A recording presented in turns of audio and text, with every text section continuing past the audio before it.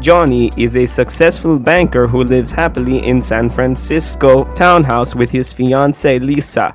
One day, inexplicably, she gets bored of him and decides to seduce Johnny's best friend Mark. From there, nothing will be the same again. I'm Corey. And I'm Paul. And we are the B-Movie Bros. Here we review B-movies to the best of our abilities. Sometimes we get off topic, but randomness is a gift. So this week on B-Movie Bros, we are talking about the 2003 Tommy Wiseau movie, The Room. Now, what you just heard, if you're curious, was us talking in the style of Tommy Wiseau, and I gave you the description from IMDb. Do we just get into it? I'll just say it's not known for anything good. It is a cult classic. Yeah, it's definitely considered a cult classic. And this month just so happens to be Cult Classic Month. Yeah. Now, just to recap, Paul, what is a cult classic? A cult classic is a movie that has a very strong following of fans. Not normally a very large group of fans, but a very dedicated group. And normally a movie that's weird as fuck. Let's just jump right into it. Paul, let's talk about the technical difficulties. What are the top and bottom three things about this movie? What do you want to do first, top or bottom? Let's praise this movie a little bit before we start insulting it. Alright, so, I'll go first. Number 3, the movie did have tits in it. Bear tits. Not bears in raw, giant hairy mammal bear, but bear is in naked. There were naked tits in the movie, and they were female. So that was good. Number 2, the character of Claudette, Lisa's mother, she seems like the only genuine character in this movie. Her lines are kind of believable, and how she reacts to things just seems like the way your, bitchy old lady would react. And, she kind of reminds me of my grandma, how she would, flip out on people about certain things. And it was just hilarious because she was just, unbridled, unfiltered. You're going to listen to what I have to say. And then number 1 was actually the dialogue of the movie. It kept me laughing through most of the movie. Even though the dialogue's not supposed to be funny, it's supposed to be serious. Just how it's delivered and how it's written, it's just funny. I can't help myself. And it was funny throughout the entire movie. There was always a new line to laugh at, just the way it was delivered. So, Paul, what are your top 3 things about this movie? Well, for number 3, I'm also going to go with the dialogue. There were so many memorable quotes in this movie. It was ridiculous. Each one, since Tommy Wiseau kind of talks with an unknown accent, you can tell the way the dialogue is written that he wrote it because it's in the way he speaks, and the actors are trying to match his inflections. It was just beautiful. For number 2, there are so many plot points in this movie that are just brought up and dropped and just never spoken to again. It was really entertaining to watch. I was trying to figure out, what's going on? There was a drug deal going on with Denny and Chris R. Claudette apparently had breast cancer. Johnny had some kind of mysterious client that he just abruptly stops talking about. Whoa. What? Whoa. And for number 1, the conversations people had, they were just saying lines, and the next one would have nothing to do with it. Almost this entire movie was made up of non sequiturs. So let's talk about what was bad about this movie. What are the bottom 3 things? Number 3, actually, one of the things you really enjoyed, I did not, the plot holes in this movie. The random sex, the tuxedos, why were they wearing them? Why were they playing football? It made no sense. It wasn't the wedding day, and they were talking about wedding pictures. Did nothing for the plot. Actually, football. Why are they playing football? Why are their footballs lying around everywhere? Because it's an American drama, and that is what Americans do. You had Chris R. and the drug subplot that just kind of came out of nowhere and went nowhere. At one point, Mark and Johnny are running in the woods, and then it cuts to another scene where Mark is having sex with Lisa, and then it cuts back to them still running through the woods, and we're like, did he just, leave him in the middle of the woods to go have sex with his fiancée and then come back? I'll be right back, Johnny. I have to use the bathroom, but I have to drive home to do it. I feel uncomfortable, taking a shit anywhere that's not my house, so. Which just so happens to be the apartment across from yours. Pretty much. And, no time passes either. It's amazing. And then, number 2, speaking of disappearing to have sex, is the awkward sex scenes coupled with terrible songs. The worst R&B music you've ever heard. You are my rose, you are my rose. One of the songs repeats that over and over again. While Tommy Wiseau has sex with Lisa's belly button. It was so uncomfortable to watch. Oh, your armpit, it is so armpity. What was he doing? And then it's not any better with Mark rubbing his beard all over Lisa's neck. He's like touching her arm and rubbing his beard against her, like, oh yeah, you like that beard, don't you? It's the most awkward thing I've ever seen. Number 1, the timeline and sequencing of this movie. When is everything happening? What is the time span of this movie? Like I said before, they're running in the woods. Then Mark's having sex with Lisa. Then they're running through the woods again. And then they're in tuxedos playing football. And then there's a drug deal on the roof. And then Lisa's mother has breast cancer. And then Johnny gets fired. And then it just, then Lisa's telling people about Johnny beating her. And he's like, oh, I got drunk last night, but I did not hit her. And then, she has sex with Mark. And then she has sex with Johnny. And then they're talking to people, and he's like, I did not hit her last night. We got drunk. I did not get my promotion. And it's like, wait, that all happened in one day?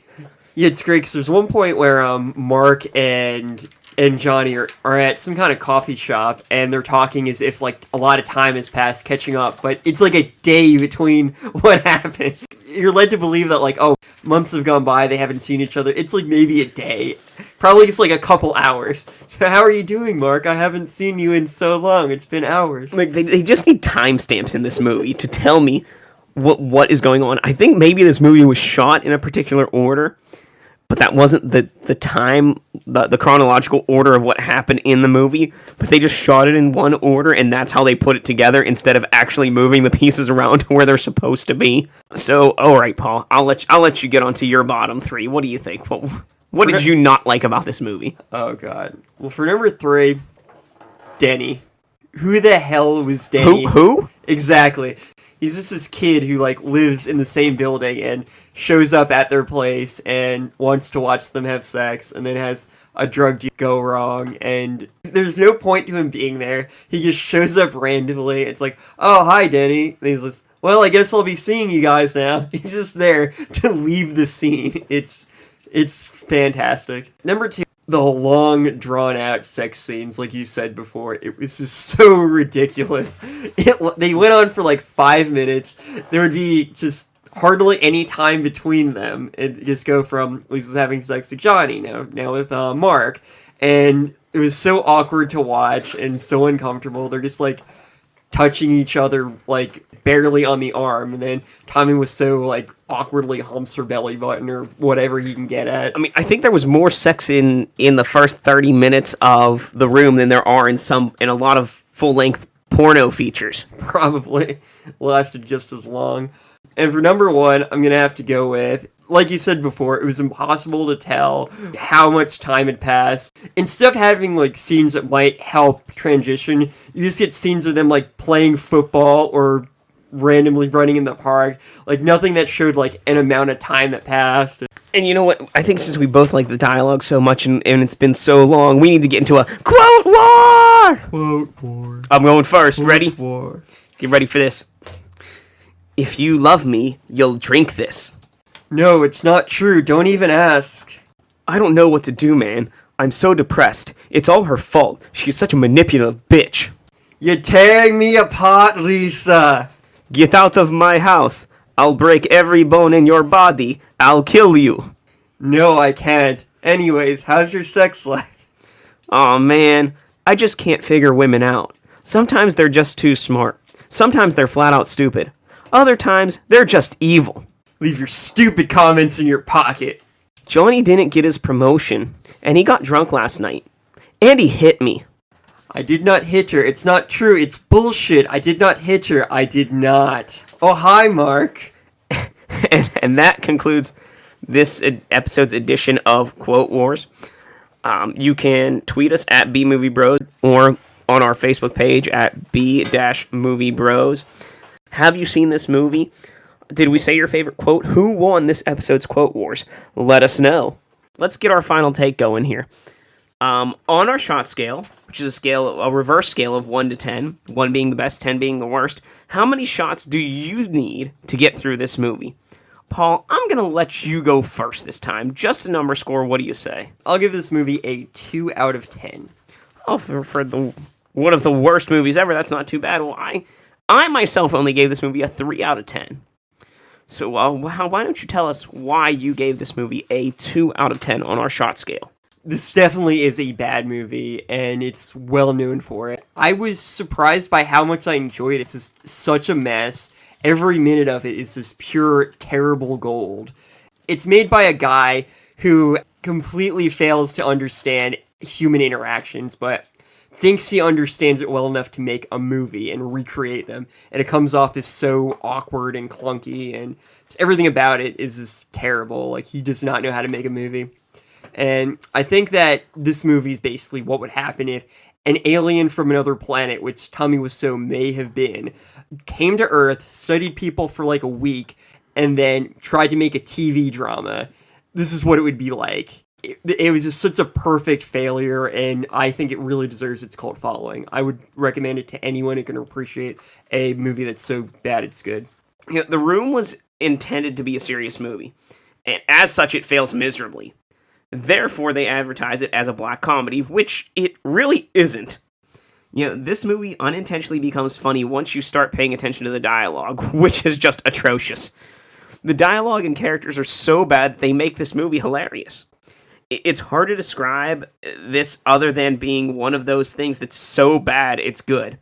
I don't have anything else to say about it. You know, I can understand the cult following in that it's actually fun to watch.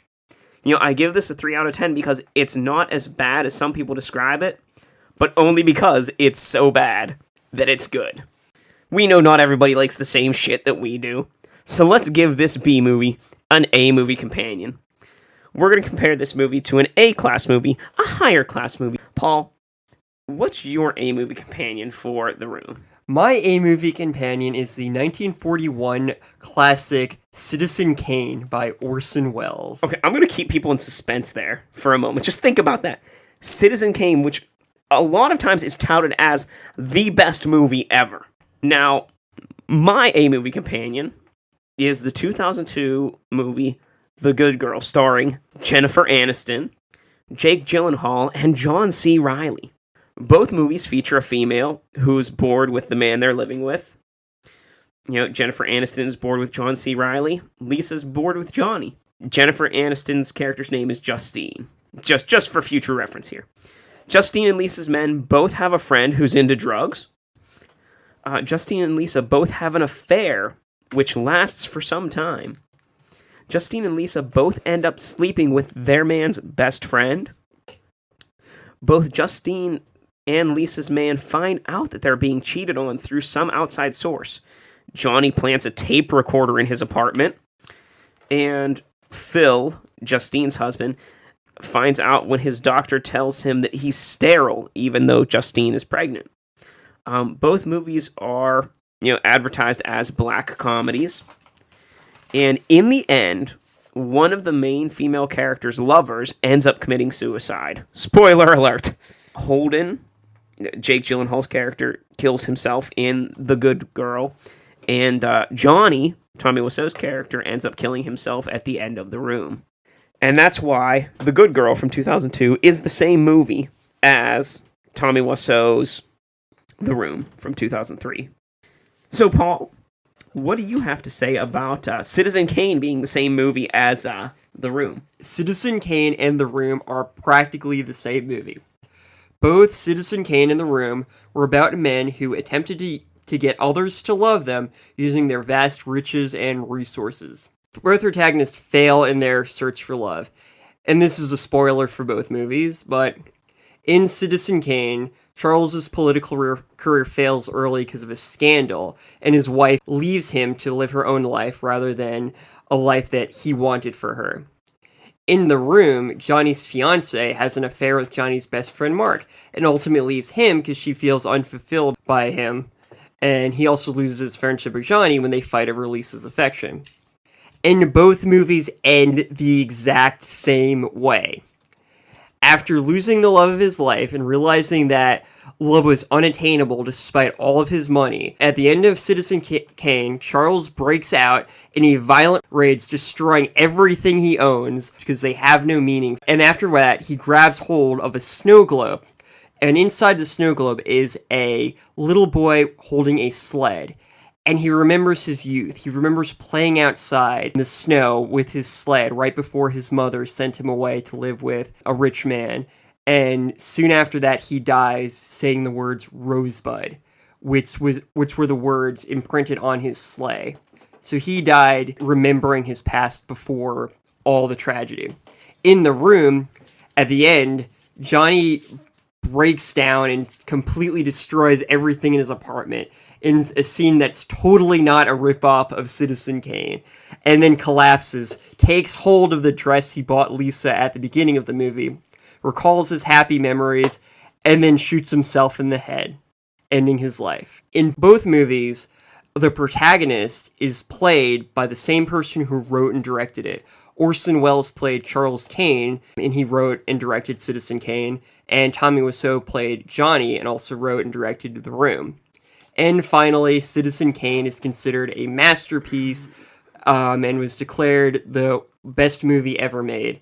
And The Room, conversely, is considered a disaster and the worst film ever made. It's also dubbed the Citizen Kane of bad movies. So that is why Citizen Kane is just an A-movie version of The Room. So I think we've come to everybody's favorite part in the show. If you, like us, like to drink during your movie, here are some ways to drink away the flick. Drink away the flick. Come on and grab your drink. Let's drink away the flick. I'm going to give you some drinking games. Paul's going to give you some drinking games. Number 1. Every time Tommy Wiseau goes, ha, ha, ha, ha, take a drink. Number 2. Every time Denny shows up, take a drink. Number 3. Anytime boobs, take a drink. Number 4. Anytime Claudette flips out on someone, take a drink. And number 5, of course, because it's Cult Classic Month, take a drink every time you find a connection between the movies we review this month. The Room is considered the worst movie ever. Troll 2 is considered the worst movie ever. Plan 9 from Outer Space is considered the worst movie ever.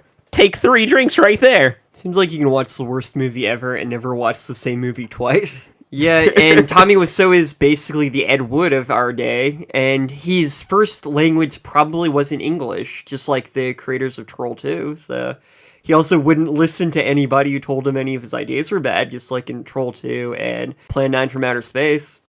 So, yeah, you can keep going with this. It's take a drink. Yeah. Paul, what kind of drinking games do you have for this movie? Number 1, every time you see a football, take a drink. Every time someone makes a chicken noise, take a drink.